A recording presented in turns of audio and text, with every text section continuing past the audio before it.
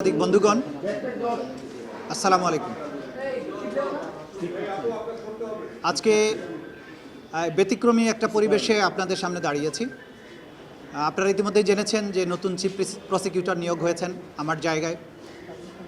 প্রথম আমার রিয়াকশন হচ্ছে আমি নতুন চিফ প্রসিকিউটরকে স্বাগতম জানাই। তার প্রতি আমার শুভেচ্ছা থাকবে তিনি যাতে আমাদের যে রেখে যাওয়া যে অসমাপ্ত দায়িত্ব সেটা পালনে তিনি সফল হন। বাংলাদেশের যে গণমানুষ যারা জুলাই আগস্টে রক্ত দিয়েছিলেন, জীবন দিয়েছিলেন, অঙ্গহানির শিকার হয়েছিলেন, তাদের যে চলমান বিচার প্রক্রিয়া আছে, আমি আশা করি নতুন চিফ প্রসিকিউটরের নেতৃত্বে এই ট্রাইব্যুনালে সেই বিচার প্রক্রিয়া অব্যাহতভাবে সুন্দরভাবে পরিচালিত হবে। একই সাথে গত 15 বছরের যে গুম এবং খুনের যে বিচারগুলো এখানে চলমান আছে সেগুলোর বিচার ভালো মতো এখানে চলমান থাকবে। আজকে আমার অনুভূতিটা অম্লমধুর। 1.5 বছর সময় ধরে দায়িত্ব পালন করেছি। আপনারা সবাই জানেন যে বাংলাদেশের একটা কঠিন সময়ে আমি এখানে চিফ প্রসিকিউটর হিসেবে দায়িত্ব নিয়েছিলাম।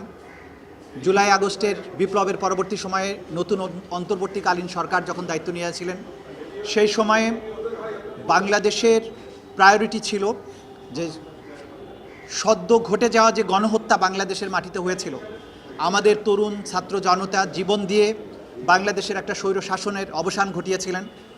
তাদের যে উপরে সংগঠিত নিষ্ঠুরতা, তাদেরকে উপরে যে গণহত্যা হয়েছে, সেই বিচারের দাবিটা সেখানে প্রবলভাবে ছিল।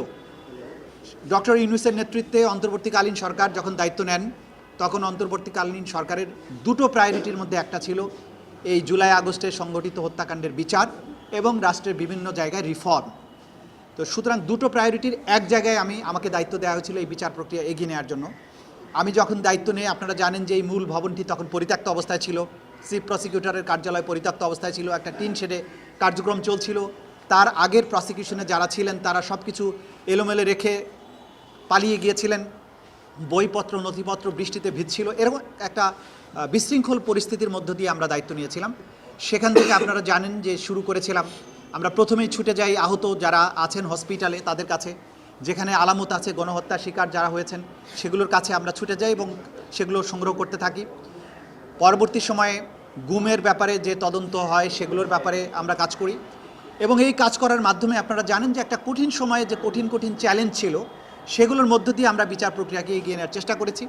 কারণ আমাদের দায়বদ্ধতা ছিল বাংলাদেশের ছাত্র জনতার প্রতি, যারা জীবনের সর্বোচ্চটা দিয়ে বাংলাদেশকে দ্বিতীয়বারের মতো মুক্ত করেছেন, স্বাধীন করেছেন। তাদের এই শহীদ পরিবারের সহযোগিতা পেয়েছে। আমি আজকের দিনে বিশেষভাবে স্মরণ করব যে শহীদ পরিবারের সদস্যরা যারা আমাদের উপর আস্থা রেখেছিলেন, আমাদের কাছে এসছেন, সাক্ষ্য দিয়েছেন, আমাদের তদন্ত কাজ, আমাদের বিচার কাজে সাহায্য করেছেন। শহীদ পরিবারের প্রতি বৈষম্য বিরোধী ছাত্র আন্দোলন, বাংলাদেশের যে সমস্ত ঘটে যাওয়া ঘটনার ব্যাপারে প্রত্যক্ষদর্শী সাক্ষী এবং বিগত সরকারের ডক্টর ইউনূস সহ অন্তর্বর্তীকালীন সরকারের মাননীয় উপদেষ্টাবৃন্দ সবাই এই বিচারের ব্যাপারে আন্তরিক ছিলেন। তারা আমাদের সর্বাত্মক সহযোগিতা দিয়েছেন, ট্রাইব্যুনাল পুনর্গঠন করেছেন, এখানে বিল্ডিংগুলোকে নতুন করে সাজিয়েছেন।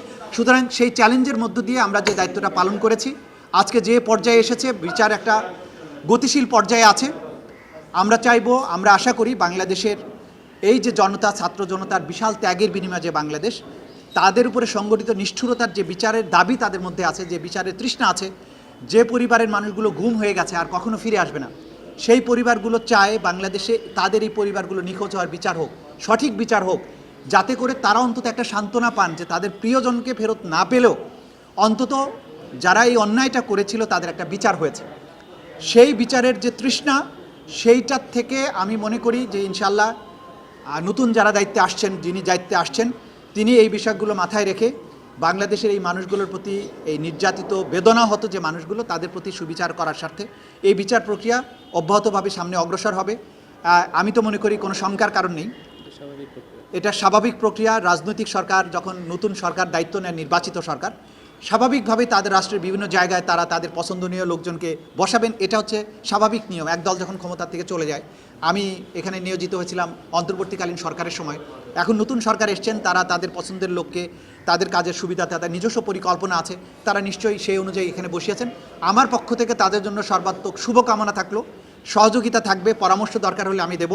এবং আমি একজন সাধারণ নাগরিক হিসেবে চাইব যে বিচার প্রক্রিয়া এখানে চলমান আছে সেটার জন্য অবশ্যই অব্যাহত থাকে, বাংলাদেশে এই অপরাধগুলো পুনরায় আর কখনো সংগঠিত হতে না পারে। এটাই মোটামুটি এখনকার প্রতিক্রিয়া আমার জন্য। আপনারা সবাই ভালো থাকবেন। মিডিয়ার বন্ধুদের প্রতি আমার বিশেষ কৃতজ্ঞতা, কারণ আপনারা গত 1.5 বছরে এই ট্রাইব্যুনালকে যেভাবে সাহায্য করেছেন, যেভাবে ফোকাসড করেছেন, আমাদের বিচারের প্রয়োজনীয়তাগুলো, আমাদের বক্তব্যগুলোকে যেভাবে দুনিয়ার কাছে ছড়িয়ে দিয়েছেন, মিডিয়ার এই সহযোগিতা ছাড়া এই বিচারকে সফল করা অপূর্ণাঙ্গ হতো, সম্ভব হতো না, কঠিন হতো। মিডিয়ার প্রতি আমাদের কৃতজ্ঞতা। আপনারা অসম্ভব পরিশ্রম করেছেন। রাষ্ট্রের প্রতি, বাংলাদেশের মানুষের প্রতি আপনাদের ভালোবাসা, দায়বদ্ধতার জায়গা থেকে আপনারা এটার প্রমাণ দিয়েছেন। আমি আশা করব আপনারাও আগামীতেও এই একই ধারা অব্যাহত রাখবেন। বাংলাদেশটা আবার সবার হোক। বাংলাদেশে বিচারের পরে এমন একটা পরিবেশ হোক যে অপরাধগুলোর বিচার আজকে এখানে হচ্ছে, এই একই ধরনের অপরাধ বাংলাদেশে আর ফিরে না আসুক। কারণ আমরা আর ওই ধরনের অপরাধকে আর অ্যাফোর্ড করতে পারবো না। আবার গুম হয়ে যাবে, নাই হয়ে যাবে, যখন তখন তাকে ধরে নিয়ে যেয়ে হত্যা করবে, পুলিশ নির্বিচারে গুলি করে মানুষ মারবে, এইরকম দিন আমরা আর দেখতে চাই না। সেই কারণে সবাই মিলে আমরা কাজ করেছি। আমরা হ্যাপি আমার টিমমেটদের প্রতি, তদন্ত সংস্থার প্রতি। আমার টিমমেটরা সবাই প্রত্যেকেই তার যার জায়গা থেকে অবদান রাখার চেষ্টা করেছেন। আমি প্রত্যেকের উপরে আজকে বলছি, আমি প্রত্যেকের উপরে সন্তুষ্ট। আজকে একটা আনন্দ নিয়েই যাচ্ছি যে যতদিন দায়িত্ব পালন করেছি প্রত্যেককে আমাকে হেল্প করেছেন। আমি আশা করব আগামী যিনি চিফ প্রসিকিউটর আসছেন তিনি একই ধরনের সহযোগিতা পাবেন, তিনিও সফল হবেন। বাংলাদেশ সবাই মিলে আমরা সামনে এগিয়ে নিয়ে যাব। ধন্যবাদ। কে কী অভিযোগ করছে এগুলো আমরা আমলেই নিচ্ছি না। ব্যক্তিগতভাবে ক্ষোভ থেকে কে কী বলছে সে ব্যাপারে আমাদের কোনো বক্তব্য নেই। আর প্রসিকিউশন টিমের বাকি অংশ রিশাফল হবে কি না সেটা আসলে সরকার সিদ্ধান্ত নেবেন, বা নতুন প্রসিকিউটর আসার পরে তারা যদি মনে করেন যে এখানে তাদের চেঞ্জ দরকার, তারা সেই অনুযায়ী অ্যাকর্ডিংলি ব্যবস্থা গ্রহণ করবেন। এই মুহূর্তে সেটা আমার জানা নেই। প্রসিকিউটর সুলতান মাহমুদ উনি স্পষ্টভাবে একটি অভিযোগ এনেছেন এই তামিম সাহেবকে উদ্ধৃত করে যে ওনার রুমে এসআই আফজলের ওয়াইফ ভারী একটা ব্যাগ নিয়ে এসেছে। সেটা এই ধরনের ব্যক্তিগত অভিযোগ না, এটা আমার জানা নেই। ব্যক্তিগতভাবে জানিয়েছে সেটাও বলেছে না, শুনেন, এটা এই জাতীয় অভিযোগ আমরা তদন্ত করে দেখেছি, এগুলো সম্পূর্ণভাবে মিথ্যা। ব্যক্তিগত হিংসা চরিতার্থ করার জন্য যদি কেউ এই ধরনের কথা বলে এটা খুবই দুর্ভাগ্যজনক। কারণ এইখানে ট্রাইব্যুনালের বিচার প্রক্রিয়াতে যা কিছু হয়েছে ট্রান্সপারেন্ট, এবং সেটা আদালতের মাধ্যমে কিন্তু প্রমাণিত হয়েছে। সুতরাং আজকে এই মুহূর্তে যদি কেউ অসৎ উদ্দেশ্যে কোনো মিথ্যা অভিযোগ করে, বাংলাদেশের গোটা জনগণ সাক্ষী, মিডিয়া সাক্ষী, আপনারা জানেন যে কী ধরনের ট্রান্সপারেন্ট প্রক্রিয়ার মধ্যে দিয়ে বিচার প্রক্রিয়া অগ্রসর হয়েছে। কারণ দুই একজনের ব্যক্তিগত ক্ষোভের থেকে সে বুঝে হোক না বুঝে হোক যদি বলে, সেগুলোকে আমরা ধর্তব্যের মধ্যে মনে করি না। স্বাভাবিক প্রক্রিয়ায় মনে করছেন? আমি অস্বাভাবিক কিছু মনে করব না, এই কারণে যে যখনই একটা নির্বাচিত সরকার আসেন তারা কিন্তু তাদের পছন্দের লোকজনকে ন্যাচারালি রিপ্লেসড হয়। আপনারা জানেন সরকার যখন ক্ষমতায় আসে সব জায়গাতে তো নির্বাচিত সরকারের লোকজন আসবে, এটা অস্বাভাবিক আমি মনে করছি না। এটা খুবই স্বাভাবিক একটা প্রক্রিয়া, এটাতে অবাক হবার কিছু নেই। দুদিন আগে বলছিলেন যে আইনমন্ত্রী গ্রিন সিগন্যাল দিয়েছে এবং সরকারের সদিচ্ছা আছে, আপনারা বোধহয় বৈঠকও করেছেন, সেই বিষয়টা একটু জানতে চাই। আর আপনারা কি আসলে অপেক্ষা করছিলেন যে সরকারই সরিয়ে দেখ আপনাদেরকে? দেখুন, দেখেছি অন্যান্য গুরুত্বপূর্ণ পদ থেকে অনেকে সরে গেছে কিন্তু না, সরকারের থেকে আমাদেরকে প্রথমে বলা হয়েছিল যে আমরা অ্যাজ ইট ইজ যেভাবে আছে সেভাবেই চলবে। তো সেই ধারণার ভিত্তিতেই আমাদেরকে বলা হয়েছিল, আমরা সেভাবে চলেছি। তারপর গতকালকে উনি আসলে আমাকে ধারণাটা দিয়েছেন যে সরকারের ইচ্ছা যে এখানে নতুন কাউকে রিপ্লেস করার।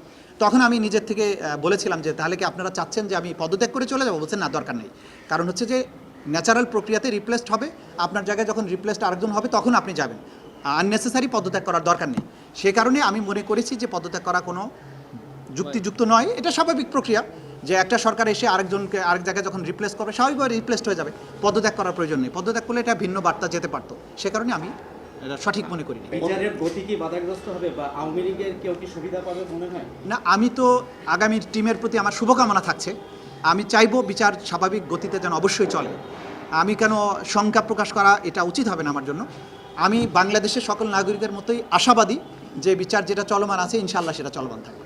তাজুল ইসলাম, আপনারা কি জানুয়ারি মাসে আমরা দেখেছি যে রেকর্ড সংখ্যক ট্রাইব্যুনালের মানে শুরু থেকে এখন পর্যন্ত সবচেয়ে বেশি মামলার কার্যক্রম চলেছে জানুয়ারিতে, তার মানে আগে থেকে আপনারা এরকম প্রিপারেশন নিয়ে রাখছিলেন যে নির্বাচনের পরে কিছু একটা হতে পারে?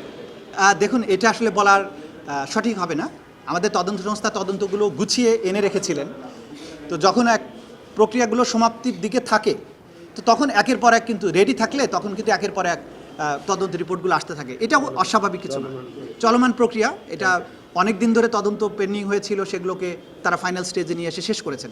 যখন আপনারা জানেন যে একটা জিনিস যখন কমপ্লিট হয় তখন ওই ফরম্যাটের সূত্র ধরে বাকিগুলো কিন্তু সহজেই সমাপ্ত করা যায়, সেই অর্থে তারা করেছেন। আপনার 17 মাসের দায়িত্ব পালনকালে যে বিচারগুলো হয়েছে, রায় হয়েছে, এগুলো নিয়ে কি কোনো ধরনের প্রশ্ন তোলার সুযোগ আছে? আমি খুব কনফিডেন্ট যে আমার 17 মাসের সময়ে যে বিচারগুলো হয়েছে, যে রায় হয়েছে, যে ডকুমেন্ট আমরা প্রডিউস করেছি, এই ব্যাপারে উচ্চ আদালতে গিয়ে কোনো রকমের এই জিনিসগুলোর ব্যাপারে কোনো অপ্রমাণ হওয়ার সুযোগ নেই, জাজমেন্ট উল্টে যাওয়ার কোনো সুযোগ নেই। এবং আমি প্রথম দিন থেকে যে জিনিসটা বলেছি যে আমরা এমন সব অকাট্য প্রমাণাদি এই আদালতে উপস্থাপন করেছি, শুধু বাংলাদেশে নয়, বিশ্বের যে কোনো আদালতে গেলে এই অপরাধীদের সাজা নিশ্চিত হবে, সর্বোচ্চ সাজাই নিশ্চিত হবে। সুতরাং এই কোয়ালিটি অফ এভিডেন্স মামলাতে আমরা যা কিছু দিয়েছি, অতীতের ট্রাইব্যুনালের সমস্ত রেকর্ড ঘেটে দেখবেন আমরা যে ধরনের শক্তিশালী প্রমাণ এখানে উপস্থাপন করেছি, এই ধরনের প্রমাণ কখনোই উপস্থাপন করা সম্ভব হয়নি। পিক অ্যান্ড চুজ করেছেন এরকম অভিযোগ কি আসতে পারে, যে কাউকে আনেন না আপনারা, যে তারা আমাদের আইনেই পিক অ্যান্ড চুজ করার বিষয় আছে, মানে আইনে বলা হয়েছে। যেমন ধরুন, আমরা কিন্তু প্রথম থেকেই বলেছি যে বাংলাদেশের সমস্ত পুলিশ বাহিনী গণহত্যার সাথে সম্পৃক্ত ছিল। আমরা কিন্তু সমস্ত পুলিশ বাহিনীর বিচার করতে পারবো না। আমরা সুপিরিয়র কমান্ডারদের এবং সবচাইতে যারা নটোরিয়াস ভূমিকায় ছিলেন তাদেরকে বিচারের আওতায় আনব। এটা যদি পিক অ্যান্ড চুজ বলেন, এটা অবশ্যই পিক অ্যান্ড চুজ, এবং আইনে এই ক্ষমতা দেয়া আছে যে চিফ প্রসিকিউটর ডিসাইড করবেন কোন কোন মামলাকে তিনি এই ট্রাইব্যুনালে নিয়ে আসবেন, কোন কোনগুলোকে আনবেন না, কোনোটা দরকার হলে সাধারণ আইনে পাঠিয়ে দিতে পারবেন। সুতরাং মানবতা বিরোধী অপরাধের বিচার দুনিয়ার ইতিহাসে দেখবেন কোথাও গণহারে হাজার হাজার সৈন্যকে শাস্তি দেওয়া হয় না, সেখানে টপ কমান্ডারদের দেওয়া হয় এবং যারা একদম সরাসরি অ্যাট্রোসিটির সাথে ডাইরেক্ট ইনভলভমেন্ট ছিল তাদেরকে সাজা দেওয়া হয়। আমাদের আইনে এটা বলা আছে। যেমন ধরেন, একটা ঘটনায় 5 জন আসামি আছে, 5 জন আসামিকে কিন্তু আমি 5 বার ট্রায়াল করতে পারি। প্রথমে একজনকে আনতে পারি, পরে একজনকে আনতে পারি, পরে একজনকে আনতে পারি, যেটা আমাদের প্রচলিত বিচার ব্যবস্থার ধারণা সম্পূর্ণ উল্টা। সে কারণে অনেকে মনে করেন যে ওকে বিচার করছে, ও তো আসামি হতে পারতো। হ্যাঁ, সে যে আসামি হবে না পরবর্তীতে সেটা কিন্তু বলা যাচ্ছে না। কিন্তু এই মুহূর্তের মামলা প্রমাণের জন্য আমরা যদি 5 জনের মধ্যে বাকি 4 জনকে সাক্ষী হিসেবে নিয়ে এসে মামলাটা প্রমাণ করি এবং পরবর্তীতে তাদের বিরুদ্ধে তদন্ত করি, তাহলে কিন্তু কোনো রকমের আইনগত ব্যত্যয় হবে না। সুতরাং আমাদের আইনে এই সুযোগ আছে, এই বিচারের ধারাটাই ভিন্ন। সে কারণে কোনো রকমের পিক অ্যান্ড চুজ বলতে যে অর্থে ব্যবহার করা হয় সে ধরনের কিছু করা হয়নি। আমরা যা কিছু করেছি অ্যাজ পার ল করেছি। আপনার সময় এই যে যতজন প্রসিকিউটররা ছিলেন, এদের ভিতরে এক ধরনের গ্রুপিং আমরা দেখতে পেয়েছি। এটা চিফ প্রসিকিউটর হিসেবে আপনার দায় নেবেন কিনা, মানে আপনার একটা না, এটা আমি কোনো গ্রুপিং নাই। আমি আপনাদের স্পষ্ট করে বলছি, প্রসিকিউশন অফিসে কোনো গ্রুপিং নেই। আমাদের গ্রুপ ছিল কিভাবে, কাজের ক্ষেত্রে। শেখ হাসিনার মামলার জন্য 3 জন প্রসিকিউটরের গ্রুপ, চানখারপুলের জন্য 3 প্রসিকিউটরের গ্রুপ, তারপরে আশুলিয়ার জন্য group. That was the group. আমাদের মধ্যে কোনো গ্রুপিং ছিল না। না, অন্য সব তাদেরটা তারা। থ্যাংক ইউ, ভালো থাকবেন সবাই।